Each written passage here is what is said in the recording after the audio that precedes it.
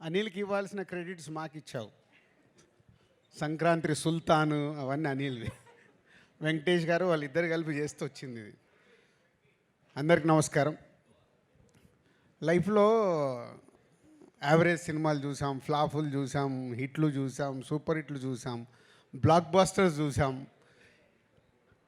Classics చూసాం. కానీ ఒక టైం వస్తుంది, అంటే మా లైఫ్లో డిస్ట్రిబ్యూటర్గా మొదలైనప్పుడు ఫ్లాప్లో నుంచి పెళ్లి పందిరి సినిమా వచ్చిన రోజు వాహ్ ఒక కిక్, అంటే ఫస్ట్ సక్సెస్ వచ్చినప్పుడు ఆ కిక్. అలాగే ప్రొడ్యూసర్స్ అయిన తర్వాత ఫస్ట్ సినిమా దిల్, వివి వినాయక్ అప్పటికే ఆది ఇలాంటి సినిమాలు తీసేస్తున్నాడు. ఏ సక్సెస్ఫుల్ ఫిల్మ్ వచ్చిందని హ్యాపీ. బట్ ఆర్య అనేది మాకు very crucial. Upcoming hero, second film hero, కొత్త డైరెక్టరు, కొత్త ఒక కాన్సెప్ట్తో తీస్తున్నాం. అప్పుడు మళ్ళీ ఆర్య ఒక కిక్ ఇచ్చింది. తర్వాత ఎన్నో సినిమాలు చేస్తూ 58వ సినిమా లాంచ్ చేయం. ఈ 58th ఫిలిం ఎంత స్పెషల్ అయిపోయిందంటే ఒక అద్భుతం, ఒక మహా అద్భుతం, ఊహించని అద్భుతం జరిగితే ఎలా ఉంటుందో లైఫ్లో అలాంటి మూమెంట్లో ఉన్నాం మేము లాస్ట్ 3 days నుంచి. అండ్ అనిల్ ముందు నుంచి 8 సినిమాల్లో 6 సినిమాలు మా బ్యానర్తోనే చేశారు. వెంకటేష్ గారితో 4వ సినిమా ఇది. సో అంత ఒక పాజిటివ్ వైబ్, ఒక టీమ్, ఒక ఎనర్జీ, ఒక పాజిటివ్నెస్. లేదు ఈ సినిమా సూపర్ హిట్ కావాలి. మీరు ఇందాక ప్రోమోట్ చూస్తుంటే అందరం మాట్లాడుతూనే ఉన్నాం, సంక్రాంతికి వస్తున్నాం, బ్లాక్ బాస్టర్లు కొడుతున్నాం. కానీ అది ప్రేక్షకుల దగ్గరకు వచ్చి నిజం అవ్వడం.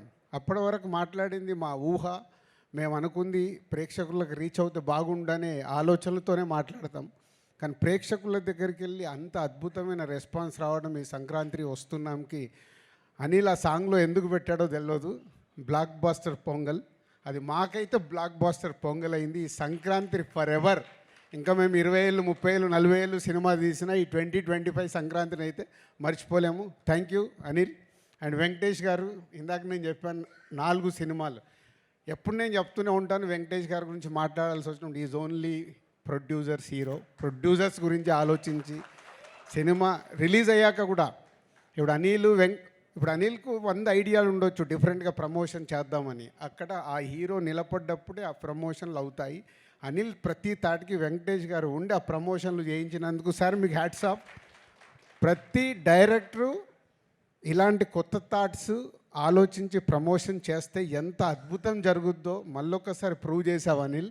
ప్రతి ఒక్కరు మేము కూడా మళ్ళీ నేర్చుకోవాల్సిన టైం వచ్చింది. ప్రతి సినిమాకి ప్రమోషన్స్ అనేది డైరెక్టర్ థాట్ని అందరూ 360 degreesలో అందరం మేము చేసినప్పుడే ఆ సినిమా ఇంత అద్భుతంగా రీచ్ అవుతుంది, అద్భుతమైన ఓపెనింగ్ తీసుకుంటుంది అనేది ప్రూవ్ అయింది. Thank you Anil.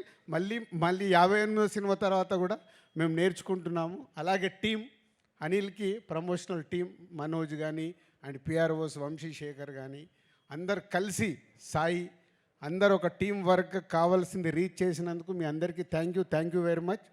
And technicians గురించి, ఆర్టిస్టుల గురించి ఎంత మాట్లాడినా అందరం అదే మాట్లాడాలి. అందరు కలిసి ఈ సినిమాని ఇంత అద్భుతంగా మలిచినందుకు, ప్రేక్షకులు కూడా ఈ సినిమాని ఇంత అద్భుతంగా మలిచి మాకు మా యూనిట్కి ఒక అద్భుతం అయిన సినిమాని అందించినందుకు thank you very much. Thank you sir. Thank you so much. Shirish గారు సార్, ఈరోజు మీరు మాట్లాడాల్సిందే. నాకు మాట్లాడమంత రాదు.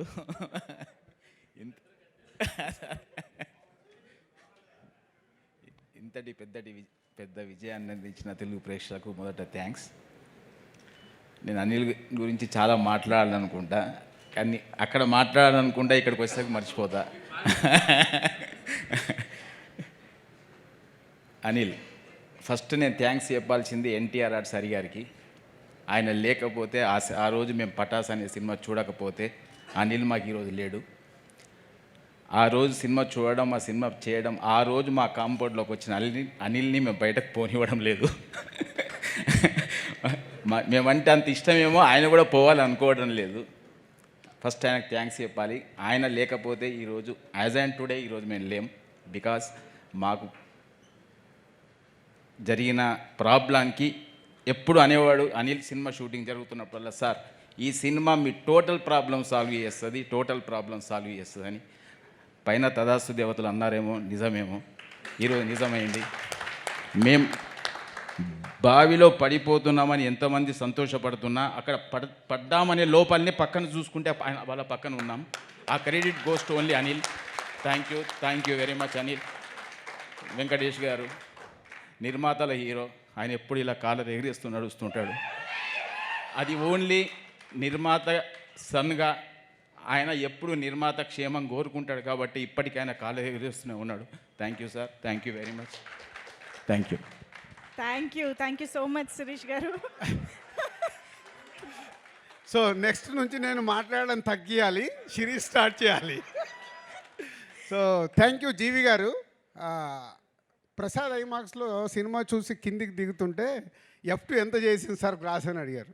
130, 140 ఏదో ఉందండి అని. ఇది 200+ సార్ అని మార్నింగ్ షో అవగానే చెప్పిన జీవి గారికి థ్యాంక్ యూ అండి. అంటే ఒక మీడియా పర్పస్ పాయింట్ ఆఫ్ వ్యూలో ఒక సినిమా చూసినప్పుడు ఇది 200 కోట్ల సినిమా అవుద్దని మొదటి షోకే చెప్పారు. Thank you. అది నిజం అవ్వబోతుంది. So thank you very much మీకు.